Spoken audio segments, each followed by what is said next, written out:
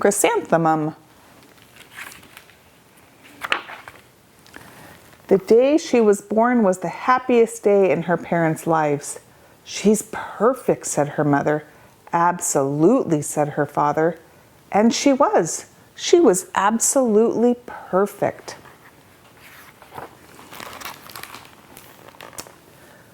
Her name must be everything she is, said her mother. Her name must be absolutely perfect, said her father. And it was. Chrysanthemum. Her parents named her Chrysanthemum. Chrysanthemum grew and grew and grew. And when she was old enough to appreciate it, Chrysanthemum loved her name.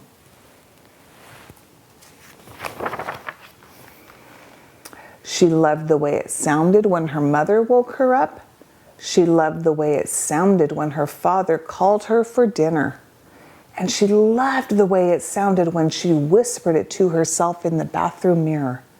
Chrysanthemum, chrysanthemum, chrysanthemum. Chrysanthemum loved the way her name looked when it was written with ink on an envelope.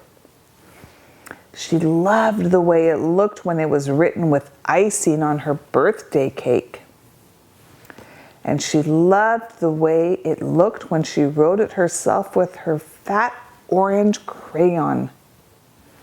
Chrysanthemum, chrysanthemum, chrysanthemum. Chrysanthemum thought her name was absolutely perfect. And then she started school. On the first day, Chrysanthemum wore her sunniest dress and her brightest smile. She ran all the way. Hooray, said Chrysanthemum, school! But when Mrs. Chud took roll call, everyone giggled upon hearing Chrysanthemum's name. Dawn, Eve, Lois, Al, Les, Kay, Max, Sue, Bill, Pat, Tom, Sam, Ken, Joe, Rita, Victoria, Chrysanthemum. They're all giggling. It's so long, said Joe. It scarcely fits on your name tag, said Rita, pointing. I'm named after my grandmother, said Victoria. You're named after a flower. Chrysanthemum wilted. She did not think her name was absolutely perfect. She thought it was absolutely dreadful. The rest of the day was not much better. During nap time, Victoria raised her hand and informed Mrs. Chud that Chrysanthemum's name was spelled with 13 letters. That's exactly half as many letters as there are in the entire alphabet, Victoria explained. Thank you for sharing that with us, Victoria, said Mrs. Chud. Now put your head down. If I had a name like yours, I'd change it, Victoria said as the students lined up to go home. I wish I could, thought Chrysanthemum miserably. Welcome home, said her mother. Welcome home, said her father. School is no place for me, said Chrysanthemum. My name is too long. It scarcely fits on my name tag, and I'm named after a flower. Oh, pish, said her mother. Your name is beautiful and precious and priceless and fascinating and winsome, said her father. It's everything you are, said her mother. Absolutely perfect, said her father. Chrysanthemum felt much better after her favorite dinner, macaroni and cheese with ketchup, and an evening filled with hugs and kisses and parcheesi. That night, Chrysanthemum dreamed that her name was Jane. It was an extremely pleasant dream. The next morning, Chrysanthemum wore her most comfortable jumper. She walked to school as slowly as she could. She dragged her feet in the dirt. Chrysanthemum, chrysanthemum, chrysanthemum, she wrote. She even looks like a flower, said Victoria as Chrysanthemum entered the playground. Let's pick her, said Rita, pointing. Let's smell her, said Joe. Chrysanthemum wilted. She did not think her name was absolutely perfect. She thought it was absolutely dreadful. The rest of the day was not much better. During nap time, Victoria raised her hand and said, A chrysanthemum is a flower. It lives in a garden with worms and other dirty things. Thank you for sharing that with us, Victoria, said Mrs. Chud. Now put your head down. I just cannot believe your name, Victoria said as the students lined up to go home. Neither can I, thought Chrysanthemum miserably. Welcome home, said her mother. Welcome home, said her father. School is no place for me, said Chrysanthemum. They said I even look like a flower.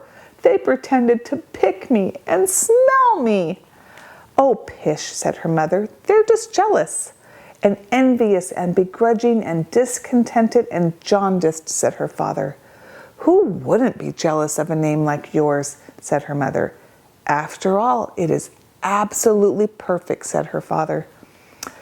Chrysanthemum felt a trifle better after her favorite dessert, chocolate cake with buttercream frosting, and another evening filled with hugs and kisses and parcheesi.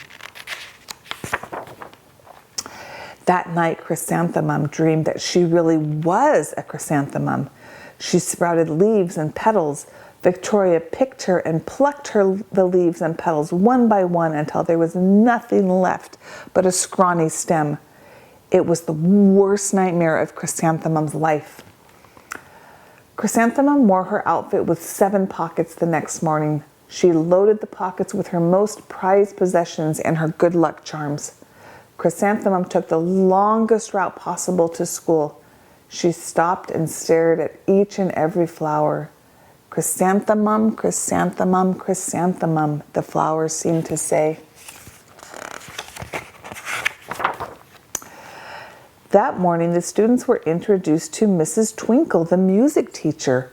Her voice was like something out of a dream, as was everything else about her. The students were speechless. They thought Mrs. Twinkle was an indescribable wonder. They went out of their way to make a nice impression. Mrs. Twinkle led the students in scales. Then she assigned roles for the class musical. Victoria was chosen as the dainty fairy queen. Rita was chosen as the spiffy butterfly princess. Joe was chosen as the all-important pixie messenger. And Chrysanthemum was chosen as a daisy. Chrysanthemum's a daisy, chrysanthemum's a daisy. Joe, Rita, and Victoria chanted, thinking it was wildly funny. Chrysanthemum wilted. She did not think her name was absolutely perfect. She thought it was absolutely dreadful. What's so humorous? Asked Mrs. Twinkle. Chrysanthemum, was the answer. Her name is so long. It scarcely fits on her name tag, said Rita, pointing.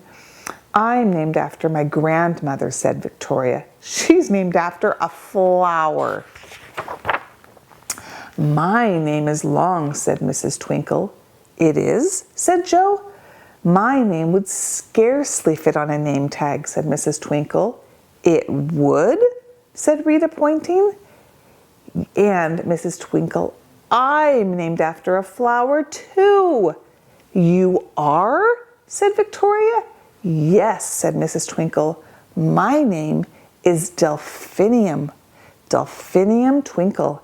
And if my baby is a girl, I'm considering Chrysanthemum as a name. I think it's absolutely perfect. Chrysanthemum could scarcely believe her ears. She blushed, she beamed, she bloomed. Chrysanthemum, chrysanthemum, chrysanthemum. Joe, Rita, and Victoria looked at Chrysanthemum longingly. Call me Marigold, said Joe. I'm a carnation, said Rita, pointing. My name is Lily of the Valley, said Victoria. Chrysanthemum did not think her name was absolutely perfect. She knew it.